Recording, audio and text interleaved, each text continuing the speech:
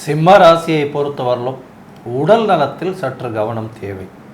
தொழிலில் மாற்றம் இருக்கும், இருப்பினும் ஏற்றம் இருக்கும். வேலையில் இடப்பெயர்ச்சி இருக்கக்கூடிய காலகட்டம். வெளியூர், வெளிமாநிலம், வெளிநாடு செல்லக்கூடிய வாய்ப்புகள் நிச்சயமாக உண்டு. பண வரவிற்கு பிரச்சனை இருக்காது. பேச்சில் ரொம்ப கவனமாக இருப்பது நல்லது. ஏப்ரல் மாதத்திற்கு மேல் உடல்நிலையில் கூடுதல் கவனம் செலுத்த வேண்டிய காலகட்டமாக இருக்கும். முயற்சிகளில் சற்று பின்னடைவு இருக்கக்கூடும். படிக்கக்கூடிய மாணவர்களுக்கு நல்ல ஒரு ஏற்றம் இருக்கக்கூடிய காலகட்டம். புதிய கடன் வாங்கக்கூடிய வாய்ப்பு, வீடு மனை வாங்கக்கூடிய சுப செலவுகள் இருக்கக்கூடிய வாய்ப்புகள் நிச்சயமாக உண்டு. மறைந்த இடத்திலிருந்து திடீர் பொருள் வரவு வரக்கூடிய வாய்ப்புகள் நிச்சயமாக இருக்கும். தாயின் உடல்நிலையில் நல்ல ஒரு ஏற்றம் இருக்கும். தந்தையின் உடல்நிலையில் சற்று பின்னடைவு இருக்கக்கூடிய காலகட்டமாக அமையப்போகுது.